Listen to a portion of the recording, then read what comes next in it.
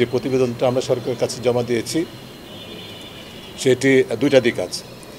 একটা হচ্ছে যে আমাদের এই প্রতিবেদনের অন্য সকল কমিশনের মতো এই প্রতিবেদনের বেশ কিছু উল্লেখযোগ্য সুপারিশ আছে যেগুলো, এবং আমি বলবো সেখানে সেই সুপারিশগুলো হচ্ছে সিংহভাগ, সেগুলো সরকার কর্তৃক আশুকরণীয় বলতে যে একটা ক্যাটাগরি আছে, শ্রেণী আছে, এবং আশুকরণীয় বলতে বোঝায় সরকারি সিদ্ধান্তে প্রয়োজনীয় ক্ষেত্রে অর্ডিন্যান্সের মাধ্যমে আইনের সংশোধন করে এবং সংশ্লিষ্ট প্রতিষ্ঠান অর্থাৎ দুদকের উদ্যোগে বাস্তবায়নযোগ্য আশুকরণীয়।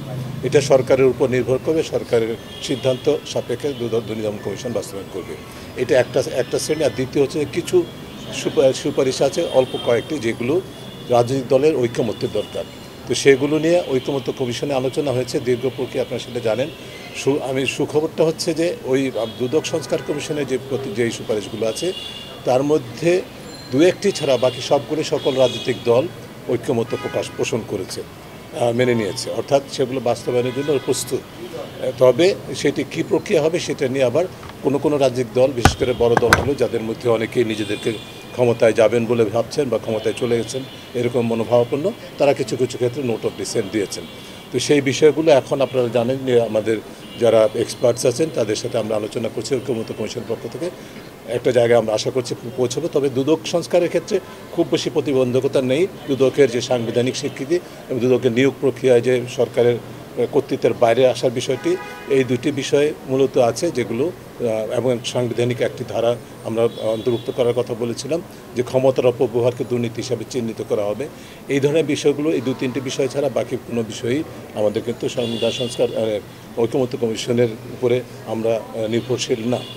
এখন দুদক সংস্কার কমিশনের আমি আপনাদেরকে আরেকটা সুখবর বলতে পারি যে আমাদের প্রতিবেদনটা শেষ হওয়ার পর, জমা দেওয়ার পর মাননীয় চেয়ারম্যান মহোদয় ডক্টর মোমেন, আমি যদি গিভ মি দি লিবার্টি, আমি আপনাদের সাথে শেয়ার করছি। কালার এক্সপার্ট, জর্জ স্যাপ এবং মাইল্ড অন হ্যান্ডস টেকনোলজি সমৃদ্ধ অরিক্স ক্রিস্টাল ওয়াশ আপনার লন্ড্রি এক্সপার্ট। অন্য একটা পারপাসে এবং এই বিষয়টা নিয়ে আলোচনার জন্য আমার কার্যালয়ে, টিআইবি কার্যালয়ে আমরা একসাথে বৈঠকে বসেছিলাম। তখন তিনি আমার সাথে বসে আমাদের সমস্ত সুপারিশগুলো একটার পর একটা পড়ে শেষ করে শেষ সুপারিশে এসে 47 নম্বর সুপারিশ পড়ার পর তিনি আমাকে বললেন যে আমি তো হতাশ হলাম। আমি বললাম যে কেন হতাশ হলেন? তিনি বললেন যে আমি তো আপনাদের এই 47টার সাথে কোনোটার সাথে দ্বিমত করতে পারছি না, এই কারণে হতাশ হলাম। অর্থাৎ তিনি সম্পূর্ণভাবে মেনে নিয়েছেন আমাদের প্রস্তাবনাগুলো, এটা ছিল সুখবর। কিন্তু যেখানে আমরা আটকে আছি বলবো, বা যেখানে আমাদের প্রতিবন্ধকতা দেখতে পাচ্ছি, সেটা হচ্ছে যে সরকারের হাতে ওই শ্রেণীর সুপারিশগুলো যেগুলো বাস্তবায়নযোগ্য ছিল আশুকরণীয় হিসাবে, তার মধ্যে আসলে খুব কতটুকু অগ্রগতি হয়েছে সেটা সম্পর্কে সুনির্দিষ্ট তথ্য আমাদের কাছে এখনও নাই। যতটুকু জানি আইনের সংস্কার যেগুলো প্রয়োজন সেগুলোর জন্য আইন মন্ত্রণালয়ের পক্ষ থেকে একটা এক্সপার্টিস গ্রহণ করা হচ্ছে, একজন কনসালটেন্ট অ্যাপয়েন্টমেন্ট দেওয়া হয়েছে, যার সহায়তায় সরকার এই আইনের সংস্কারগুলোতে ভিতরে হাত দেবে, এবং আমরা আশা করছি অতি শীঘ্রই সেটা হবে। কিন্তু যেই সিদ্ধান্তগুলো, যেই সুপারিশগুলো সরকারি সিদ্ধান্তে বাস্তবায়নযোগ্য এবং দুদকের পক্ষ থেকে পরবর্তীতে বাস্তবায়নযোগ্য, সেগুলো নিয়ে কতটুকু অগ্রগতি হয়েছে সেটা আমরা এখন পর্যন্ত জানি না। এটা আমাদের জন্য একটা উদ্বেগের জায়গা।